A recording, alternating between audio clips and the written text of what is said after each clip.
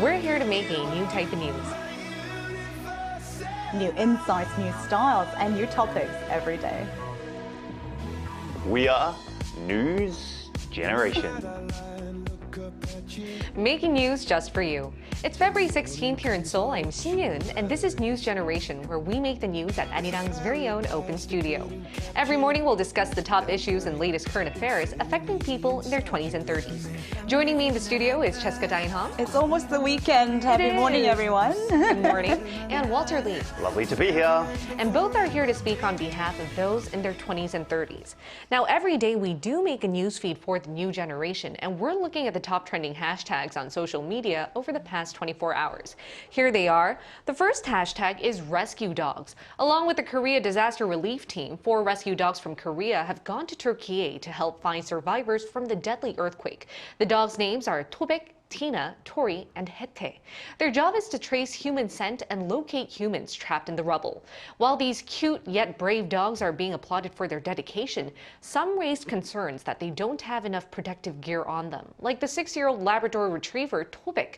Footage of him walking with a bandaged right paw concerned many, and Tobek hurt his front right paw while stepping on sharp debris. The second hashtag is iPhone battery. If you're an Apple phone user, think of changing your battery, and you should do it before March. Apple said it will increase the prices for battery replacements by $20 worldwide from this March. Now, this measure will be applied to all iPhone 13 models or older ones. The third hashtag is deepfake. A prominent Twitch streamer named Sweet Anita spoke with local media over the recent deepfake drama she was drawn into. Back in January, another streamer named Arirang had accidentally shown a tab he'd opened on a website. It was a site that sold inappropriate deepfakes of female streamers. They include those of Sweet Anita. It took Sweet Anita a month to talk to journalists, and she said she wanted people who made this kind of content to never profit from it and be genuinely terrified of doing it. Now let's delve a bit deeper into the last hashtag, deepfake. Countries around the world are adopting expansive rules to restrict deepfakes, but it's hard to control and keep up with fast-evolving technology.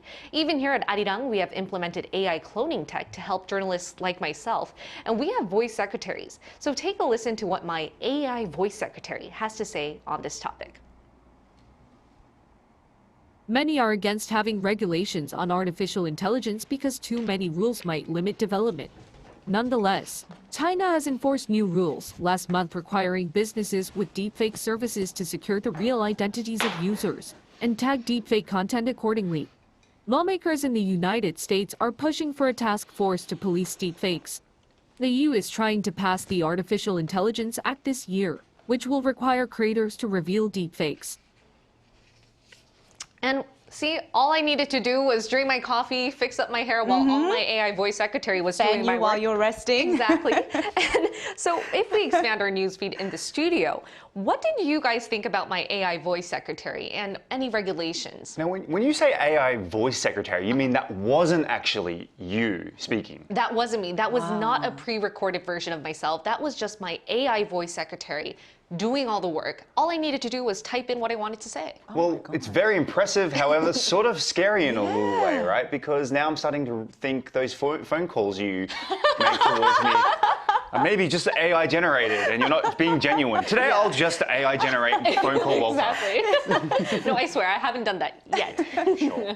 And adding on to what Walter said, I think what's especially a little bit scary is that it might replace some of the jobs out there that we have been doing. So that's another concern that I would be thinking about when I was listening to it. Yeah. Definitely. And Cheska, what are your thoughts on regulating these AI tech developments, though? I mean, definitely with deepfake, as we saw in the newsfeed today, there are severe concerns about how it is being used. So there are several malicious cases that have been reported, including financial fraud or identity fraud and promoting false agenda.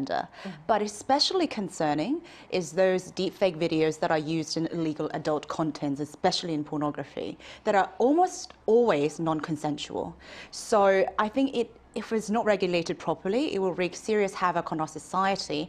And in order for the technology to move forward, I definitely think we have to have serious regulations and limitations on how it is used. Right, and this is definitely an issue we'll continually talk about. And speaking of AI tech and continuously talking about this, we have a very similar discussion topic ready for you today. Take a look at the screen to see what we have for you. This is Eternity. They took the K-pop industry by storm in 2021 with something that no other idol had offered before. Can you guess what it is? They can change up their look or style with a click of a finger because they aren't human. They're all virtual characters. Eternity are the world's first virtual idols made with artificial intelligence. Since they came onto the scene, many other companies in Korea have decided to use AI tech and virtual characters to their advantage, like Kakao Entertainment. They've launched the world's first virtual idol survival program. 30 former or current girl group members participate, all in a virtual world. Today, NewsGen looks at 3 questions. 1. Why are some people fans of virtual idols? 2. What's the technology behind that? Why are companies trying to jump on board? 3. How will the virtual idol or virtual avatar industry expand or roll out? As we just saw, we're going to be talking about a new type of idols, AI idols or virtual idols. And Cheska, I hear South Korea developed the world's first K-pop idols, Eternity, in 2021. Who exactly are they and how far have we come in this virtual idol industry? So this is a new paradigm of entertainment. So with the advent and the development of metaverse, people have started to create these virtual idol characters. So just to give you an example, before, real celebrities like Blackpink or BTS would create their avatar and then perform on metaverse platforms like Zepeto, doing like a fan signing or a concert.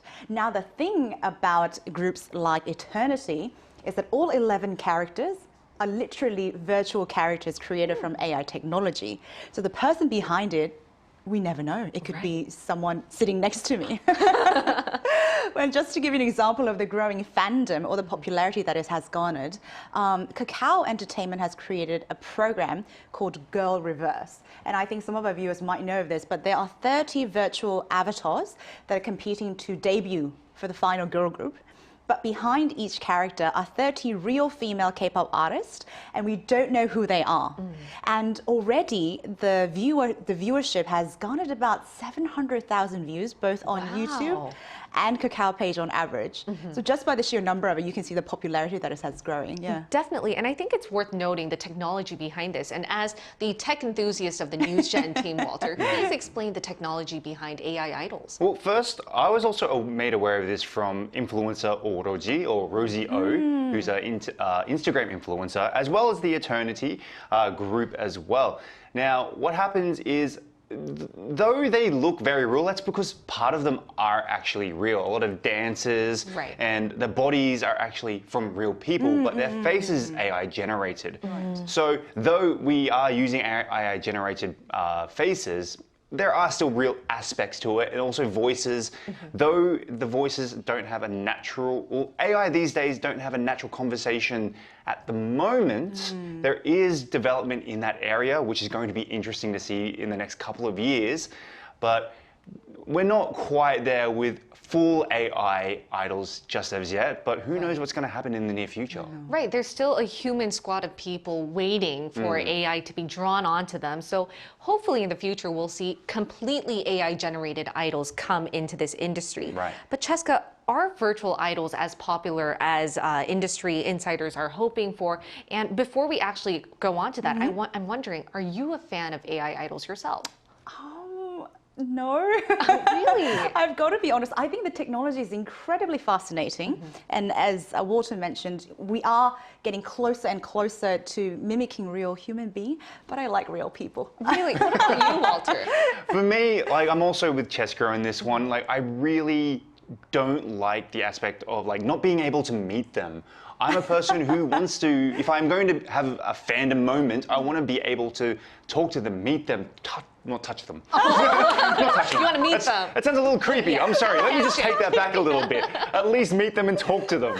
But yes, it's... Yeah. Walter, let me just, even if it is a real idol, I don't think you have any possibility of meeting them or touching them for the sake of... I have more of a chance of meeting a real idol than I do with an AI idol. And I don't mean to be touching anybody. I'm so sorry for saying that. Like, I know you're a fan of IVE and Anyujin, but I don't know what... Don't tell her that. I don't know what your chances are of ever meeting her. Yeah. I'm not going to try and touch you. It's okay. Right, and that's the thing. I think industry insiders are trying to get more people like yourselves to be falling in love with these virtual idols? And are they getting what they're hoping for? I think there's a lot that the industry people are looking forward to when they sort of jump into this industry, apart from trying to draw people like Walter and I into it. But just to give you a figure, the AR and VR market combined is projected to grow about $31 billion in revenue. So a segment of that would still be very big. And on top of that, virtual idol characters have a significant advantage versus real celebrities because, first of all, they're very easily manageable. They're not real human beings, so they're not subject to the scandals or the privacy or even longevity. They never age out. They never become ill. And on top of that, it's very easily changeable. So for instance, you and I, we know what it's like to get dressed and having to do our hair and makeup. It takes forever just to change. For them, just a click, change their skin, of a finger. Change their makeup, change their movements. So it's very, very easily done and cost effective in many ways. Definitely. So on top, I think there is definitely a growing fandom that is, I think, different from real celebrities, but they still have enough to market them and then draw some revenue. Yeah. Right. And what are the younger generations saying about these virtual idols then? Well, first off, Jessica, you said that they don't get sick, but aren't they they possibly could get a virus? I'm here all day. So yes, a lot of the younger generation are responding positively to this. Like if we go onto Rosie O's Instagram, a lot of people are talking to her, well, like she is a real person, though, like we said, she is somewhat of a real person, but she has this personality that's AI generated. Right. Now, this is not the only case. There are AI or VTubers as well, which are based around anime. Many are based around anime characters. So people who are interested in anime want to get involved as well. So there's a lot of interaction coming from the younger generation, also the older generation as well.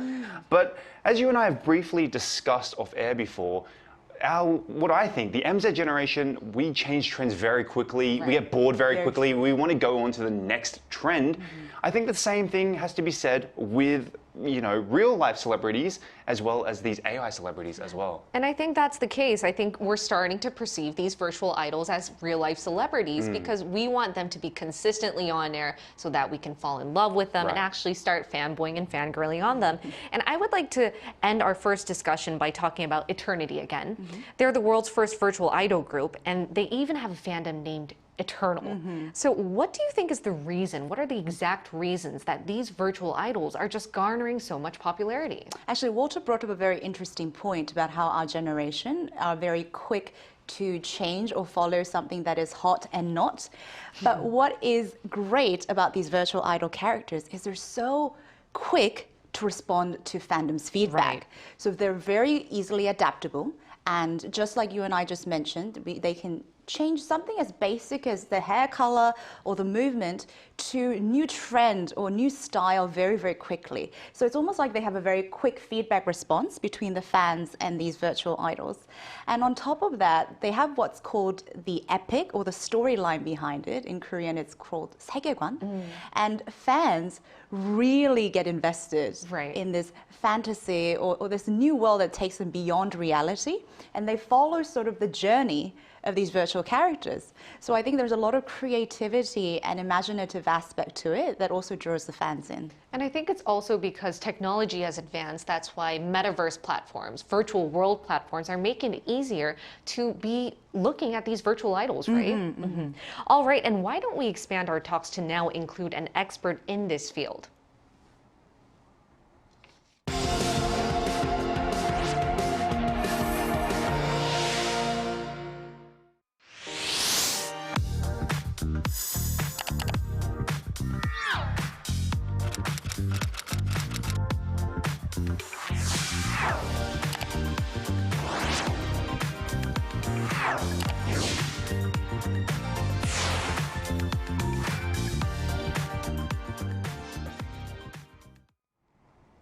As we mentioned, we're now going to hear from an expert in this industry. It's the father of the world's first digitally created supermodel, Shudu. He's Cameron James Wilson, the founder of Digitals, joining us through Skype. Great to have you here with us, Cameron James. Hi, nice to meet you. All right, now Cameron, you're the mastermind behind Shudu. Explain to us who she is and what inspired you to bring her to life, digitally, that is. So Shudu is the world's first virtual supermodel. I created her around 5 years ago now, which was very, very early days when it came to virtual characters. And since then, she's gone on to have an incredible career working for some of the biggest brands in the world and biggest magazines and editorials. So been very, very lucky with Shudu for her to become so successful. And do you guys have any questions you guys want to ask Cameron James? And how far has this AI technology come in sort of creating virtual idols? And as users, what can we possibly expect from this continued advancement in AI tech? So when I first started, we created Shudu using 3D technology. And then throughout the years, AI has become more and more advanced to the point that we can now create these virtual influencers using AI technology, which is actually more accessible to everyone, which means that, more and more people are getting the opportunity to create these characters and to create these different virtual influencers, which I think is a very good thing. I like to see this technology become democratized and for more people to have access to it because, not everyone is as comfortable as getting in front of the camera as you or me, so those who are maybe slightly more shy can have a career as, a streamer or an influencer. And I think that's a really positive thing. Right. And do you think more companies will be using AI tech to create their own avatars or let's say influencers, stars, etc.? And if so, what are the pros and cons of let's say virtual humans? So over the years, I've seen a really big increase in the amount of brands approaching us to create their influencers for them. And over the years, they've actually become more educated on the matter. So they're approaching us with a really, really good idea of what they want in mind. So I only can see this increasing with the rise of the metaverse. And I think with the rise of AI technology and things like that, I think almost every brand will probably have a virtual spokesperson of some sort. And yeah, I think this is something that is very necessary for each brand to have because it's really the best way to engage with the metaverse. Having a kind of persona associated with the brand, I think, is really, really important to engage with fans across these platforms. And Cameron James, I have one last question for you, very briefly though. When you look into South Korea's virtual idol industry or the way we use virtual characters, how would you evaluate us? I think you're really, really progressive in the way that you're using idols virtually, to create music as groups, as bands. I'm a huge fan of Rosie, so I've been following her career for a very, very long time. One of the very first virtual influencers was Rosie as well. She was very, very early on. So I think you're very progressive in this area, and I'm very excited to see where you take it. So continuing to be inspired by what you do and kind of leading the world in this technology, which is very, very exciting for us to see. All right, thank you so much, Cameron James. It was a pleasure to have you here with us. Thank you. Thank you very much. Thank you. Now, if I bring the discussion back to the studio, any points that fascinated you? So CJ mentioned something about how the brands, when they want to make their way into metaverse, should or would be better off having an avatar or a virtual idol represent them. So that kind of reminded me of what we talked about the industry, like why a lot of these brands or industry people would want to create virtual idols to represent themselves because there's no scandal involved. They can sort of control them and deliver the message that they want to deliver. So I can see it being a very cost-effective and almost a very efficient way to do it. My only concern is how much brand power they would actually have versus a real person that influences us in a way that only real human can do for us. Yeah. And what about you, Walter? I was really fascinated, and I've never thought about it before, that he said that possibly AI could create new influencers who are shy in front of the camera. I think that's really fascinating, that it might give people some confidence to go in front of the camera if their face was changed, for instance. Right, I think that's why there's a growing number of virtual YouTubers. Right. A lot of talent, but they use a completely different identity, a completely different face through AI tech.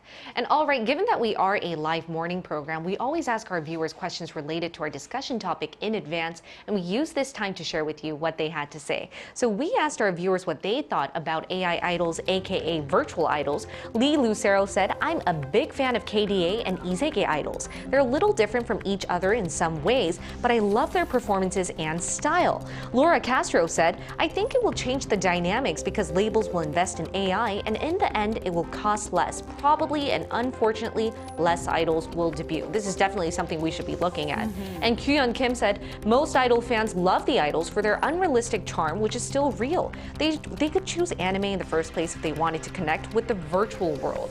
I think we've received a very good batch of comments, right? So what do you guys think about our viewers' comments, starting with Cheska? So about Laura's comment about the cost effectiveness, that we definitely, I think, would all agree on based on our discussion on the studio today. What was very interesting is I do wonder also whether that would actually raise the value of real celebrities or vice versa. Right. That is a question that I genuinely have as well, because would the lack of real human connection actually want us to have more, or would it actually replace the human connection that we have and absolutely forget about what we do? Right, it's all about exclusivity, right? You have to be exclusive in the market to be more competitively, attractive. Right, exactly. And what about you, Walter?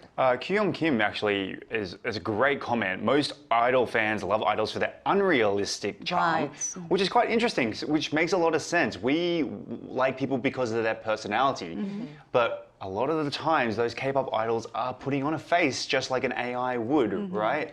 So maybe this whole AI idol situation might get bigger than I originally imagined. Right, just like how you, Walter, like I, because they're unrealistic and far away, right? And I'm not going to touch you, it's okay. All right, every day, exactly. Every day we do upload questions related to our discussion topic for our viewers to answer. And if you want to participate, please search ArirangNews on YouTube and look into our community tab. The link is right below. Now, we've already come to the final part of our discussion for today. And Walter, what are you afraid of or concerned about when it comes to seeing more virtual idols in the future? So obviously the biggest concerns is what Cheska actually mentioned at the start of the show in terms of identity theft, identity fraud. We see a lot of these deep fakes now, and they're genuinely really good and convincing. And therefore it can be used in a very negative light, like sexual exploitation, creating sexual harassment, sexual objectifying, etc.